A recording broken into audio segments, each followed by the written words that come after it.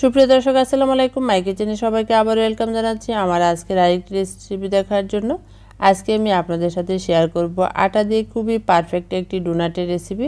আর এই ডোনাটটা কিন্তু ছোট বড় সবারই খুবই পছন্দের একটি রেসিপি। তাই কীভাবে আটা দিয়ে সহজভাবে এই ডোনাটটা বানিয়েছি সেই রেসিপিটি আজকে আপনাদের সাথে শেয়ার করব। আশা করছি আমার আজকের পুরো রেসিপিটি আপনাদের কাছে ভালো লাগবে। ভালো লাগলে ভিডিওতে লাইক দিয়ে পুরো ভিডিওটি না টেনে দেখবেন। আর আমার চ্যানেলে নতুন সদস্য হয়ে থাকলে আমার চ্যানেলটি সাবস্ক্রাইব করে পাশে অল বাটনটি ক্লিক করে রাখবেন, তাহলে নতুন ভিডিও আপলোড দেওয়ার সাথে সাথে নোটিফিকেশন পেয়ে যাবেন। প্রথমে এখানে ডোনাট বানানোর জন্য বড় একটি বাটি নিয়েছি। এখন এর মধ্যে আমি কিছু শুকনো উপকরণ নিয়ে নিচ্ছি। 2 টেবিল চামচ নিয়ে নিচ্ছি গুঁড়া দুধ। আপনারা গুঁড়া দুধের পরিবর্তে লিকুইড দুধটা ব্যবহার করতে পারেন। 3 টেবিল চামচ দিয়ে দিচ্ছি চিনি। আর মিষ্টিটা সম্পূর্ণটা আপনাদের পছন্দ মতো কম বেশি অ্যাড করবেন। এখানে 1 টেবিল চামচ দিয়ে দিচ্ছি ইস্ট। আর ইস্টটা কিন্তু একটু ভালো ব্র্যান্ডের নেওয়ার চেষ্টা করবেন, না হলে কিন্তু অ্যাক্টিভ হবে না। 1 চামচ লবণ দিয়ে এখন সবগুলো শুকনো উপকরণ ভালোভাবে মিশিয়ে নিব। মেশানো হয়ে গেছে। এখন এর মধ্যে আমি কুসুম গরম পানি দিয়ে দিচ্ছি 1.5 কাপ। আমি এখানে প্রথমে 1 কাপ, তারপরে হাফ কাপ দিয়ে 1.5 কাপ দিয়েছি। এখন এর মধ্যে একটি ডিম দিয়ে দিচ্ছি। ডিমটাকে ভালোভাবে মিশিয়ে নিব। মিশিয়ে নেওয়ার পর এখানে আমি যেরকম কুসুম গরম পানি নিয়েছি এরকম কুসুম গরমে আঙ্গুলটা যাতে ডুবিয়ে রাখা যায় এরকম গরম করে নিতে হবে। এখন এর মধ্যে মেজারমেন্ট কাপের 4 কাপ দিয়ে দিব আটা। আমি এখানে প্রথমে 3 কাপ ব্যবহার করেছি, পরে লাগলে আরও 1 কাপ ব্যবহার করব। প্রথমে আমি 3 কাপ ভালোভাবে মিশিয়ে নিচ্ছি একটি প্যাচুলার দিয়ে। আমি এখানে প্যাকেটের আটাটা ব্যবহার করেছি। আপনারা যদি আটার পরিবর্তে ময়দা ব্যবহার করতে চান তাহলে এখানে ময়দাটাও ব্যবহার করতে পারেন। আর আটাটা ব্যবহার করলে কিন্তু প্যাকেটের আটাটা ব্যবহার করতে হবে। এখানে আরও 1 কাপ আটা ব্যবহার করেছি। আমি এখানে টোটাল 4 কাপ আটা নিয়েছি। আর এই আটাটা খুব ডোটাকে মাখানোর জন্য কিছুটা আটা ছড়িয়ে ভালোভাবে ডোটাকে মতে নেব। আর খুব ভালোভাবে হাতে মাঞ্জা দিয়ে দিয়ে মতে নিতে হবে। আপনি একটু স্কিনে খেয়াল করে দেখুন আমি কীভাবে ডোটাকে মতে নিচ্ছি। আর এভাবে অনেকটা সময় ধরে মতে নিয়েছি। এখন এই ডোটা গোল করে নিচ্ছি। তারপরে ডোটাকে আমি বাটির মধ্যে রেখে 1 চামচ তেল উপরে লাগিয়ে নিব। তারপরে এই ডোটাকে ডেকে 1 ঘন্টার জন্য রেস্টে রেখে দিব। আমি এখানে মাইক্রোওভেনের ভিতরে রেখে দিব। আপনারা চুলার পাশেও কিন্তু এই ডোটাকে রেখে দিতে পারেন। 1 ঘন্টা রাখার পর দেখুন ডোটা কিন্তু ফুলে ডাবল হয়ে গেছে আর খুবই ভালোভাবে অ্যাক্টিভ হয়েছে। এখন কাগজটা সরিয়ে নিচ্ছি। তারপরে ডোটাকে আবার একটু মতে নেব। এর জন্য আমি ভিতরে হাওয়াটা বের করে নিচ্ছি। এই ডোটাকে খুব ভালোভাবে কিন্তু এখন আবার একটু মতে নিচ্ছি। মতে নেওয়ার পর এই ডোটা আমি আবার একটু ভালোভাবে গোল করে নেব। তারপরে এই ডোটাকে 4 ভাগে ভাগ করে নিচ্ছি। প্রথমে 4 ভাগে ভাগ করে নেব, তারপরে প্রতিটা ভাগকে আমি আবারও 4 ভাগে ভাগ করব। এভাবে টোটাল এই ডোটি আজকের এখানে ডোগুলো দিয়ে এভাবে 4 ভাগে ভাগ করে নিয়ে টোটাল 16টা ভাগ করে নেব। আমি 16টা ডোনাট বানিয়ে নিচ্ছি। আমি একটু বড় সাইজের করে ডোনাটটা বানিয়ে নেব। আপনারা যদি ছোটো করতে চান তাহলে কিন্তু আরও অনেকগুলি ডোনাট এখানে হবে। এখন এই ডোনাটের শেপ দিয়ে গোল করে একদম সমান করে নিয়েছি। তারপরে কিছুটা আটা ছড়িয়ে নিয়েছি, না হলে কিন্তু নিচে লেগে যাবে।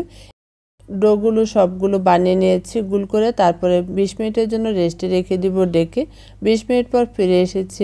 এখন কাগজটা সরিয়ে নিয়েছি। তারপরে এই ডোটাকে আমি হাতের মধ্যে উঠিয়ে নিয়ে বৃদ্ধ আঙ্গুল ঢুকিয়ে ছিদ্র করে নেব মাছ বরাবর। আর এভাবে কিন্তু ঘুরে ঘুরে ডোনাটের শেপ দিয়ে মাঝখানে ছিদ্রটা বানিয়ে নিতে হবে।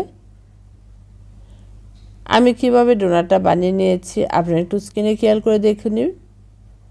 এভাবে করে আমি আরেকটি ডোনাট আপনাদেরকে বানিয়ে দেখিয়ে দিব। আর এই ডোনাটটা বানানো কিন্তু খুবই সহজ। দেখলেন তো কত সহজে ডোনাটগুলো বানিয়ে নিয়েছি। এভাবে করে আমি বাকি সবগুলো ডোনাট বানিয়ে নেব। ডোনাটগুলো বানানো হয়ে যাওয়ার পর আমি চলে যাব ভাজার জন্য চুলায়। চুলায় একটি প্যানের মধ্যে প্রথমে তেল বসিয়েছি। তেলটা একদম লো গরম হয়ে আসলে ডোনাটগুলো দিয়ে দিব। আর এ পর্যায়ে কিন্তু চুলার আঁচটাকে মিডিয়াম লো আঁচে রাখতে হবে, না হলে কিন্তু ডোনাটটা পুড়ে যাবে আর ভিতরটা হবে না। এভাবে একদম হালকা গরম তেলে ডোনাটগুলো দিয়ে দিচ্ছি। আমি এখানে 4টি ডোনাট দিয়েছি, ফাঁক ফাঁক করে ভেজে নিব। কিছুক্ষণ পর পর আমি উল্টে পাল্টে ডোনাটগুলো ভেজে নিচ্ছি। এই ডোনাটগুলো কিন্তু বেশি গরম আঁচে ভাজা যাবে না, একদম লো আঁচে কিন্তু ভেজে নিতে হবে। ভাজতে ভাজতে যখন এরকম ব্রাউন কালার হয়ে আসবে তখনই ডোনাটগুলো তেল থেকে একটি চাকতির সাহায্যে তেলটা জড়িয়ে উঠিয়ে নিব। আর এভাবে কিন্তু বাকি ডোনাটগুলো আমি ভেজে নিব। এভাবে করে বাকি সবগুলো ডোনাট বানিয়ে নিয়েছি। আর ডোনাটগুলো কিন্তু মাশাআল্লাহ খুবই পারফেক্টভাবে ভাজা হয়েছে আর কতটা ফুলে গেছে দেখুন। আমি এখানে আরেকটি ট্রের মধ্যে সাজিয়ে নিয়েছি। তারপরে একটি ডোনাট ঠান্ডা করে আপনাদেরকে একটু ভেঙে দেখিয়ে দিচ্ছি কাছ থেকে। দেখুন কতটা সফট হয়েছে। আর পারফেক্টভাবে এভাবে আটা দিয়ে আপনারা বাসায় ডোনাট তৈরি করতে পারেন বাচ্চাদের টিফিনের জন্য। এখন আমি কিছুটা ডোনাটের মধ্যে চকলেট লাগিয়ে নিব। তাই এখানে আমি কিছু ডার্ট আর মিল্ক চকলেট নিয়েছি 200 গ্রামের মতো। 2 টেবিল চামচ দুধ দিয়ে চকলেটটা গলিয়ে নিয়েছি। তারপরে এই চকলেটটা আমি ঠান্ডা করে নিব ভালোভাবে মিশিয়ে। আর চকলেট ডোনাট দুটোই কিন্তু ঠান্ডা করে নিতে হবে। চকলেটটা ঠান্ডা করে নেওয়া হয়ে গেছে। এখন আমি ডোনাটটা লাগিয়ে নিচ্ছি। আমি চকলেট দিয়ে যতটা লাগাতে পারি ততটাই লাগিয়ে নিব। আর বাকিগুলো আমি এভাবেই কিন্তু রেখে দেওয়া যায়, বাকিগুলি এভাবেও কিন্তু খাওয়া যায়। আমি এরকম করে রেখে দিব চকলেট না লাগে।